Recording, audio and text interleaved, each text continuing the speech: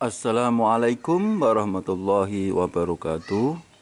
Selamat pagi, selamat siang, dan selamat malam pemirsa dimanapun Anda berada.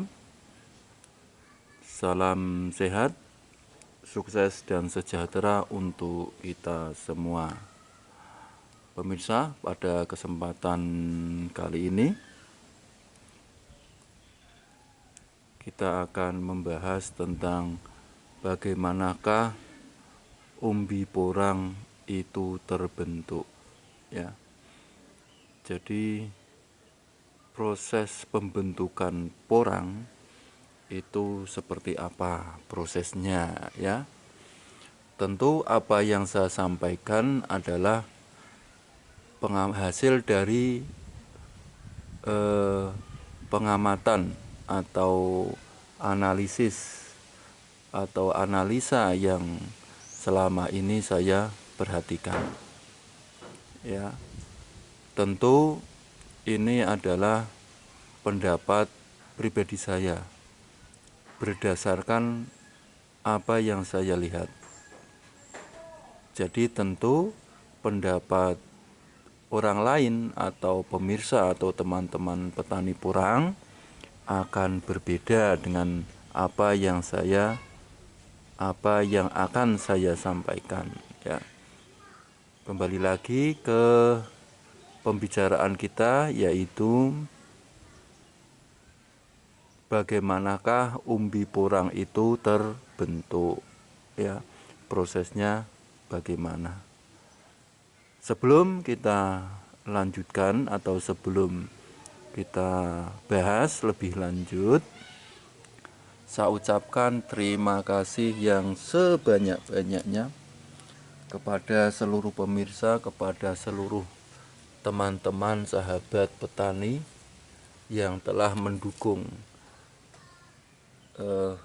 channel ini, yang telah mendukung video-video ini, ya, yang telah subscribe, yang telah melakukan share, yang telah melakukan komen, ya, terhadap video-video dari channel ini, ya. Oke, terima kasih sekali lagi, saya ucapkan terima kasih yang sebanyak-banyaknya. Oke, bagaimanakah umbi porang itu terbentuk? Ya, kita lihat beberapa umbi porang yang sedikit saya miliki ini, ya. Ini adalah hasil tanam bibit polybag dari bibit kata mini, ya, super mini. Saya polybag, kemudian saya tanam, dan hasilnya seperti ini. Ada juga yang dari biji bunga spora atau bunga spora, bibit spora, ya. Yang kecil-kecil ini adalah dari spora. Nah, ini dari spora yang kecil-kecil seperti ini. Ini dari spora. Nih, yang kecil-kecil ini seperti ini dari spora, ya. Sementara yang besar-besar seperti ini adalah dari bibit polybag. Oke, kita kembali ke topiknya. Dari manakah atau bagaimanakah proses pembentukan umbi porang? Sekali lagi, ini adalah menurut pendapat saya. Kalau saya amati dari beberapa umbi yang sudah tumbuh seperti ini, ya. Ini kan umbi sudah tumbuh, ya. Ini umbinya, ini sebetulnya harus sudah ditanam, ya. Karena lahannya belum siap, maka ya terpaksa belum tanam. Kemudian cuaca masih panas, ya, walaupun ada sedikit hujan, karena rencana saya menanamnya adalah di bulan September, sementara ini masih bulan Agustus. Tapi ternyata umbi yang saya miliki sudah tumbuh seperti ini, ya. Kembali ke topik, yaitu bagaimanakah terbentuknya umbi porang. Oke. Melihat dari apa yang saya pegang ini, yang ada di depan kamera ini adalah umbi porang yang sudah tumbuh, kemudian tumbuh tunas dan timbul atau muncul akar. Muncul akar di mana ini melingkar dari tunas ini, ya, ini melingkar. Jadi seluruh keliling tunas ini membentuk akar, ya, muncul akar. Nah, dan ini berada di atasnya daripada umbi porang. Jadi ini muncul di atasnya, ya. Jadi akarnya itu tidak muncul dari umbinya itu, tapi muncul dari atasnya, di bawah tunas, ya.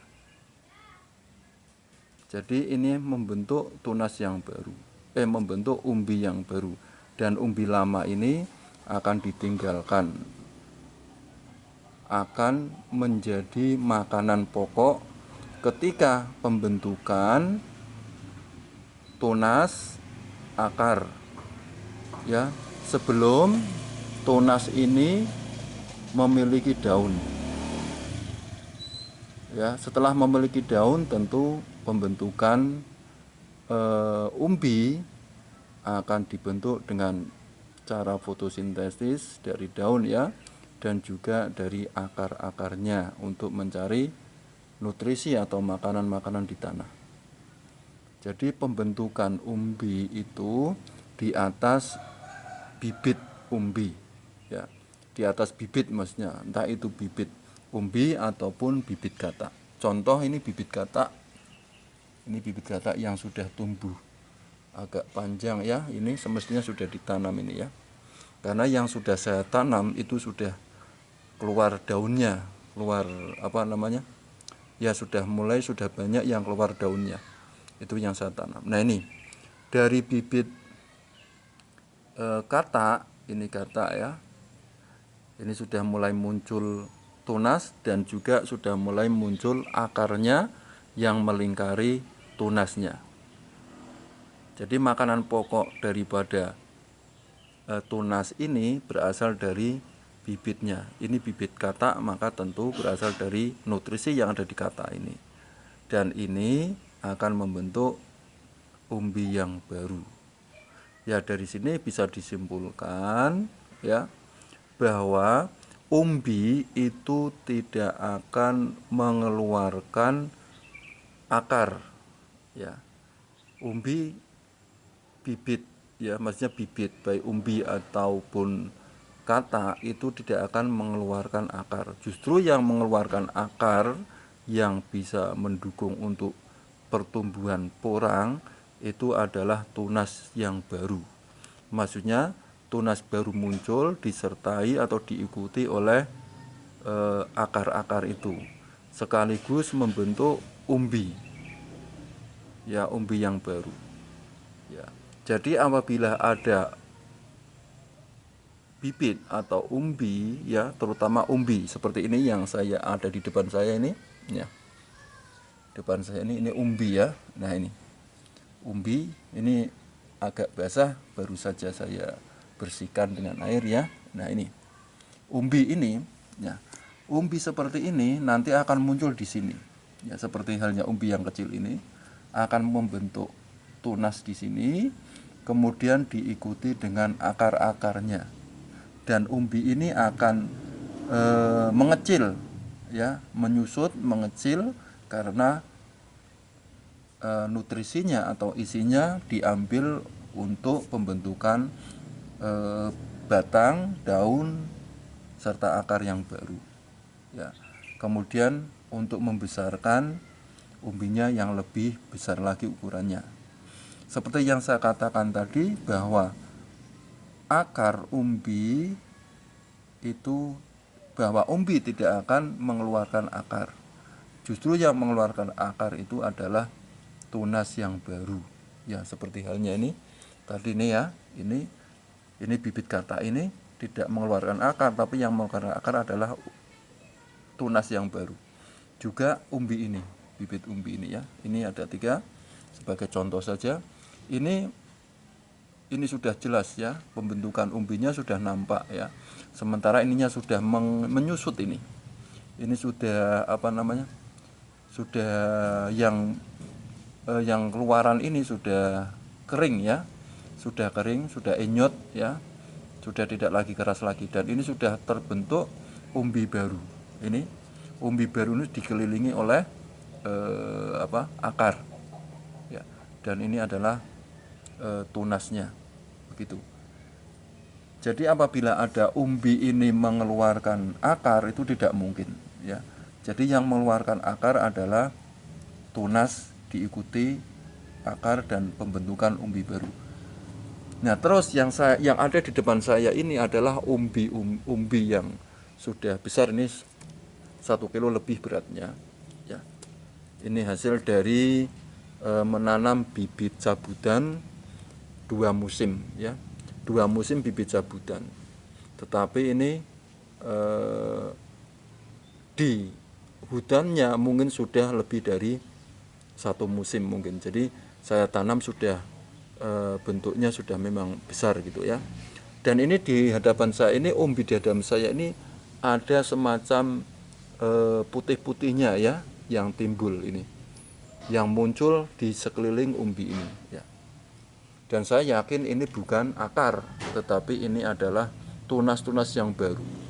Ini ya.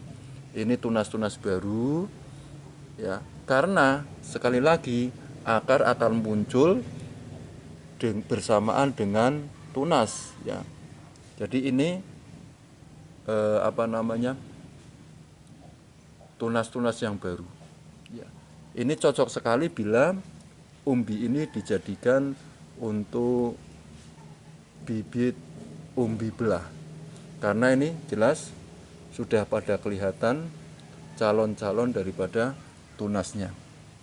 Ini hampir di setiap titik ini ada calon tunasnya di sekelilingnya ya.